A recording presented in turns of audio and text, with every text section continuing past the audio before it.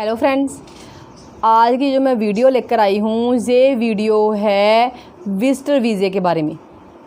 सबसे पहले video start करने से पहले आपको एक जानकारी दे दूँ कि आपके लिए बहुत ही अच्छी खुशखबरी है कि कनाडा ने विजिटर वीज़ा ओपन कर दिया है। अब जिन लोगों ने विजिटर वीज़े पे कनाडा जाना है तो वो अपनी एप्लीकेशन फ़ाइल कर सकते हैं। तो आपके लिए ये बहुत अच्छी जानकारी है। तो जो लोग चाहते हैं कि वो विजिटर वीज़े पे कनाडा जाएं तो वो ईज़िली अपनी फ़ाइल लगा सकते हैं।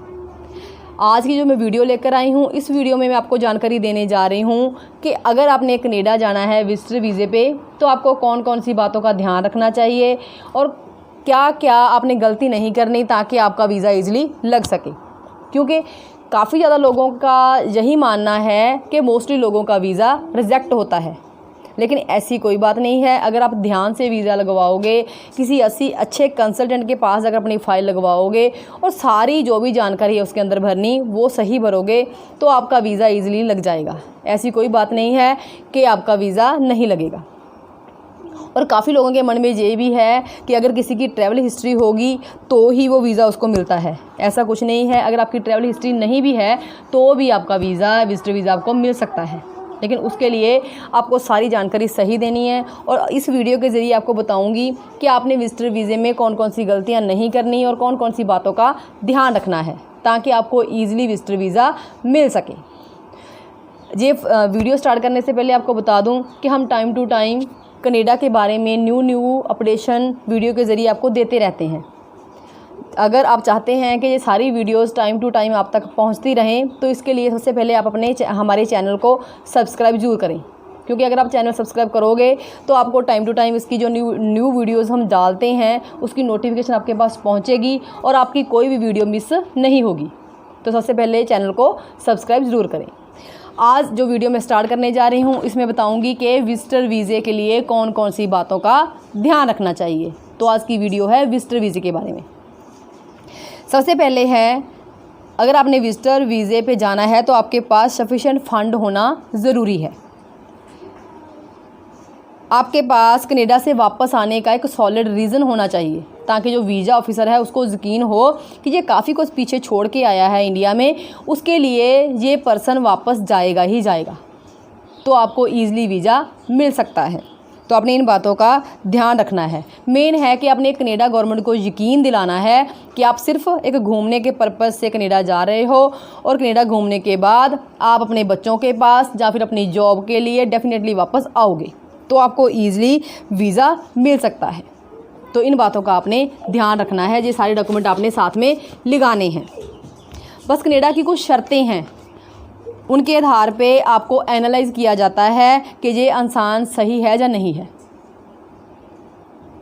जब आप कनाडा जा रहे हो तो आपने यही शो करना है कि आप डेफिनेटली वापस आओगे। जो वीज़ा ऑफिसर है वो इन्हीं बातों पे आपको एनालाइज़ करता है। इन्हीं बातों के आधार पे आपको ये देखा जाता है कि आपको वीज़ा मिलेगा या नहीं मिलेगा। पहली बात यह है कि आपने खुद अपनी सर्च करनी है कि आप कहाँ जा रहे हो, कौन से शहर में जा रहे हो कनाडा में, कौन से प्रोविंस में आप जा रहे हो। जैसे कि आपको पता होना चाहिए कि आप ओंटारियो जा रहे हो या ब्रिटिश कोलंबिया जा रहे हो या फिर आपका टिकट का रेट क्या है। ये सारी जानकारी आप कहाँ से ले सकते हो? ये सारी जानकारी ईज़िली आपके पास इंटरनेट की फैसिलिटी है, आप घर बैठकर ये सारी जानकारी ले सकते हो। अगर आप किसी अपने फ्रेंड के पास जा रहे हो या अपने रिलेटिव के पास जा रहे हो तो आपको उनकी लोकेशन का पता होना चाहिए कि कनाडा में उनकी लोकेशन क्या है। ये सारी जानकारी ईज़िली आपको नेट के थ्रू घर बैठकर मिल सकती है। और आपको ये भी पता होना चाहिए आपने वहाँ पर जाकर कहाँ रहना है, कितने दिन रहना है और वहाँ पर जाकर आप कौन कौन सी साइट्स विज़िट करोगे।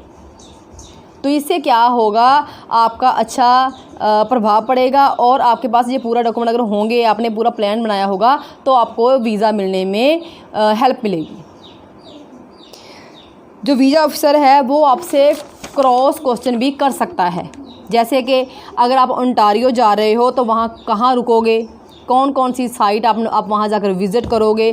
तो इन सारे क्वेश्चन के आपके पास आंसर होने चाहिए। वहाँ आपने हेजिटेशन फील नहीं करनी, सारे क्वेश्चन के आंसर आपने सही देने हैं। इसीलिए आपको ये सब कुछ पहले ही पता होना चाहिए। ऐसा ना हो कि आपकी कोई ट्रैवल हिस्ट्री ही ना हो, आपको पता ही ना हो कि आप कहाँ जा रहे हो, तो वहाँ पर आपको वीज़ा मिलने में काफ़ी दिक्कत आ सकती है। तो इन बातों का आपने जहाँ से जाने से पहले ध्यान रखना है। आपके जो भी डॉक्यूमेंट आप लगाओगे वो सारे डॉक्यूमेंट आपके सही होने चाहिए, उन्हीं के आधार पे आपको एनालाइज किया जाएगा। वो डॉक्यूमेंट क्या क्या हैं वो भी मैं आपको जानकारी देने जा रही हूँ। सबसे पहले है बैंक सर्टिफिकेट, जिसमें ये शो होगा कि आपके बैंक में कितना पैसा है, वो आपका साथ में लगाना ज़रूरी है। नेक्स्ट है सर्टिफिकेट ऑफ एम्प्लॉयमेंट, जहाँ भी आप जॉब करते हो तो आपकी कंपनी का जो HR है वो आपको लीव सैंक्शन करेगा, तो वो भी आपने साथ में लगाना है। आप अपनी ITR भी लगा सकते हो। अगर आप टैक्स पेड करते हो तो उसका सर्टिफिकेट भी आप साथ में लगा सकते हो, क्योंकि अगर आप टैक्स की रिटर्न भरते हो इनकम टैक्स की, तो उससे क्या होगा, आपको वीज़ा जल्दी मिलेगा। सबसे ज़रूरी है कि जब आप नई फाइल आप लगाओगे तो उसमें कोई भी डॉक्यूमेंट जाली ना लगाएं, कोई भी फेक डॉक्यूमेंट नहीं होना चाहिए।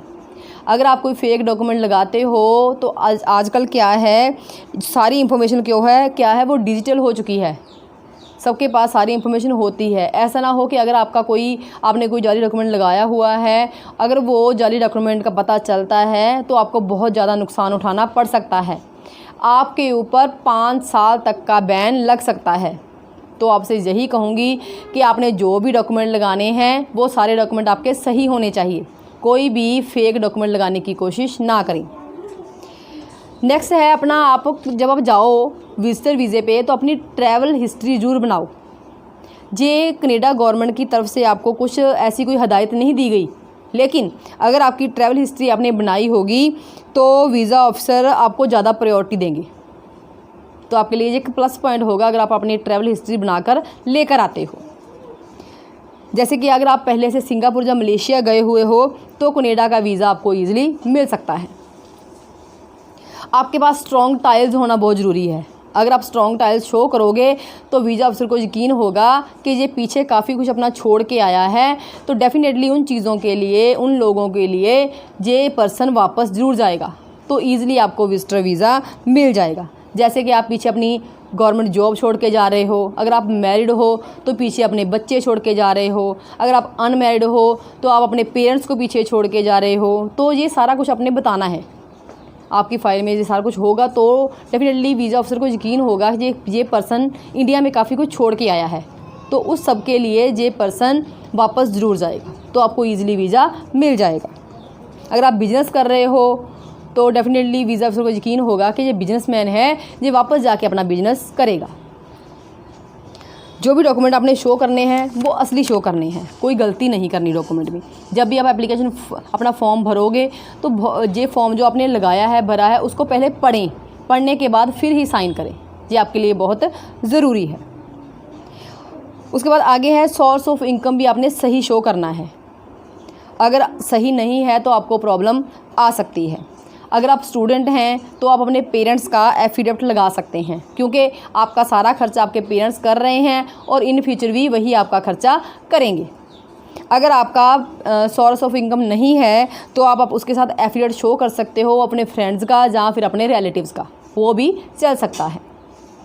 और अगर आप अपनी इनकम सही शो नहीं करते तो आपको वीज़ा लेने में प्रॉब्लम आ सकती है, इस बात का आपने ध्यान रखना है।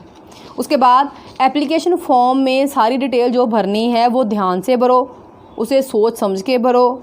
ज़्यादा जल्दी फॉर्म फिल करने की कोई ज़रूरत नहीं है। फिर जब अपने साइन करने हैं तो फॉर्म को पहले चेक करो, उसे पूरा पढ़ने के बाद फिर ही फॉर्म के ऊपर साइन करो, ये आपके लिए बहुत ज़रूरी है।